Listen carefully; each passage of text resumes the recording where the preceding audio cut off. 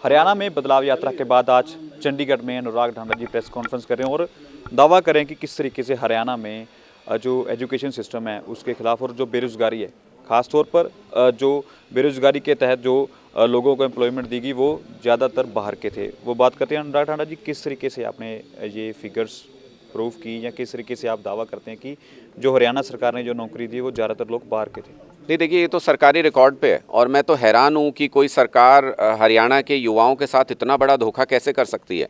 जो कहते थे 75% हरियाणा के युवाओं को रोज़गार देंगे, वो 75% बाहर के लोगों को रोज़गार हरियाणा के अंदर दे रहे हैं। आप देखिए, ये कृषि विभाग की भर्ती हुई थी 23 पदों में जनरल कैटेगरी में, उसमें 16 पद हरियाणा के बाहर के उम्मीदवारों के थे, यानी 70% सिलेक्शन बाहर से हुआ। उसके बाद ये एसडीओ इलेक्ट्रिकल की 99 लोगों की भर्ती हुई थी, उसमें 77 लोग हरियाणा के बाहर से थे, यानी 78% लोग बाहर के सेलेक्ट हुए। ग्रुप बी का लेक्चरर की जो भर्ती हुई 157 में से 103 लोग बाहर के थे, यानी 66% सिलेक्शन हरियाणा के बाहर से हुआ। असिस्टेंट प्रोफेसर पॉलिटिकल साइंस के 18 में से 11 उम्मीदवार बाहर के थे, यानी कि 61% बाहर का सिलेक्शन हुआ। तो 60 से 80% हर बार जो भी भर्ती हो रही है उसमें बाहर के लोग सेलेक्ट हो रहे हैं हरियाणा के अंदर।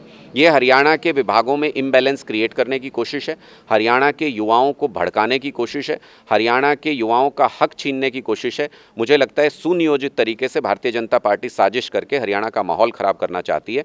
ये साफ स्पष्ट तौर पे नज़र आ रहा है कि एक साजिश करके बाहर के लोगों को हरियाणा में भर्ती किया जा रहा है। मैं ऐसा क्यों कह रहा हूँ, इसके पीछे 2 कारण और हैं। पहले जो 20 अंक दिए जाते थे सामाजिक और आर्थिक आधार पे हरियाणा के लोगों को, पिछड़े वर्ग के गरीब लोगों को, वो अंक बाहर के लोगों के लिए भी खोल दिए गए, यानी वहाँ गरीब का और पिछड़े वर्ग का हक मार लिया हरियाणा के लोगों का। और अब जो अगली शर्त है उसमें कहा जा रहा है हरियाणा के डोमिसाइल की जो शर्त होती है वो भी हटा दी है एचपीएससी ने। तो वो कह रहे हैं कि कागज़ पे साइन करके दे दो, मैं हरियाणा का हूँ तो मान लेंगे हरियाणा के हो।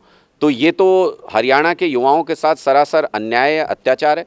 अगर खट्टर साहब को और दुष्यंत जी को इतना ही शौक है, इतना ही प्यार है बाहर के लोगों को, इतनी नौकरी हरियाणा में देना चाहते हैं, तो फिर इस बार चुनाव भी हरियाणा के बाहर से ही लड़ें।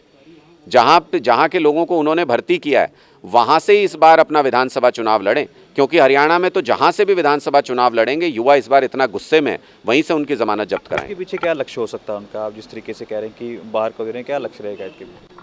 बीजेपी पहले भी सुनियोजित तरीके से हरियाणा के अंदर माहौल खराब करने की कोशिश कर चुकी है, कभी जातिगत आधार पे, कभी धर्म के आधार पे। अब युवाओं के खिलाफ इस तरीके की साजिश करना कि बाहर के लोगों को ला के हरियाणा के सरकारी विभागों में इम्बैलेंस क्रिएट किया जा रहा है, यहाँ पर थोपा जा रहा है बाहर के लोगों को, तो ये निश्चित तौर पे फिर से माहौल ख़राब करने की एक साजिश है।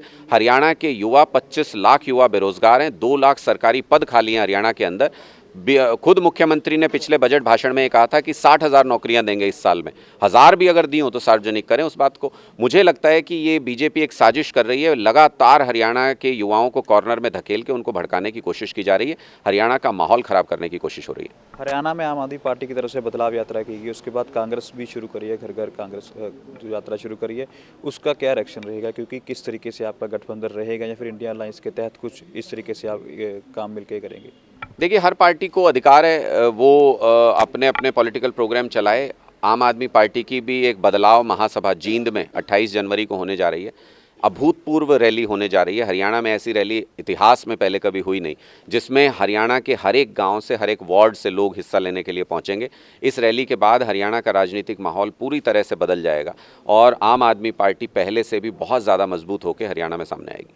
इसके अलावा बात करें तो जेजेपी और बीजेपी का भी विवाद चल रहा है। जिस तरीके से अजय चौटाला का पिछले दिन बयान आता है कि जहाँ तो इलेक्शन मैं लड़ूंगा लोकसभा सीट पर, जहाँ मेरा बेटा लड़ गया, इसके अलावा किसी को लड़ने दिया जाएगा, तो किस तरीके से देखते हैं? देखिए, ये लोग पद और टिकटों के पीछे ही पागल हुए रहते हैं। बीजेपी और जेजेपी का गठबंधन क्या था? कोई विचारधारा थोड़ी मिलती है इन लोगों की, कोई जिन मुद्दों के ऊपर चुनाव लड़के आए थे वो थोड़ी मिलते हैं इन लोगों के। ये तो एक जुगाड़ का गठबंधन था, जिसमें इनको भी कमाना था, इनको भी कमाना था, इनको भी भ्रष्टाचार करना था, इनको भी भ्रष्टाचार करना था। तो ये भ्रष्टाचार का मेल मिलाप था। भ्रष्टाचार का मेल मिलाप सिर्फ चुनाव नज़दीक आने तक ही टिकता है, उसके बाद फिर से इनका स्वार्थ शुरू हो जाता है, फिर से इनको कुछ ना कुछ चाहिए, तो ये आपस में लड़ना शुरू हो गए हैं। आम आदमी पार्टी का एक एक कार्यकर्ता एक मिशन के लिए संघर्ष कर रहा है कि हरियाणा का माहौल पूरी तरह से बदलना है, हरियाणा के अंदर सुनहरा भविष्य युवाओं का लेकर के आना है, इसलिए हम निस्वार्थ भाव से काम करते हैं। ये सब पॉलिटिकल पार्टियों के अंदर लड़ाई झगड़ा सिर्फ टिकट और पद के लिए चलता रहता है। हरियाणा में लोकसभा जो चुनाव है उसके बीच में अलायंस का क्या सीन है, किस तरीके से प्रतिक्रिया रहेगी आम आदमी पार्टी की और कांग्रेस की, क्योंकि चंडीगढ़ में भी अलायंस होके ही मेयर जो आज अनाउंस कर दिया गया एक तरीके से, और 2 जो सीनियर और डिप्टी मेयर है वो कांग्रेस के रहेंगे और मेयर है जो आम आदमी पार्टी का रहेगा। उसके ऊपर चर्चा चल रही है। कोऑर्डिनेशन कमेटी बहुत डिटेल में स्टेट वाइज कहाँ पे किस तरीके से सीट शेयरिंग होना है उन सब के बारे में चर्चा कर रहे हैं। अच्छे माहौल में चर्चा हो रही है। हमको उम्मीद है कि बहुत जल्द आपको एक एक जगह के बारे में अनाउंसमेंट हम करके बताएंगे कि कहाँ पे किस तरीके से सीट शेयरिंग हुआ है और कौन किन सीटों पर चुनाव लड़ रहा है। जी बिल्कुल, धन्यवाद। तो इस तरीके से जो अभी चंडीगढ़ में प्रेस कॉन्फ्रेंस हुई तो हरियाणा सरकार के खिलाफ जिस तरीके से पूरा दावा किया अनुराग ठाकुर जी की, जो पिछले दिनों बेरोजगारी के तहत जो बाहर के लोगों को एम्प्लॉयमेंट दी, तो किस तरीके से हरियाणा के जो लोग हैं, जो युवा हैं, उनके जिस तरीके से गलत इफेक्ट पड़ रहा है, और साथ में लोग भी जो इनके साथ से टूटते जा रहे हैं, और अगला जो समय लोक चुनाव का आएगा उसमें आम आदमी पार्टी की सरकार ही जो हरियाणा में बन के रहेगी। कैमरा पर्सन दीपक के साथ मनजोत कांग, दैनिक सवेरा टीवी, चंडीगढ़।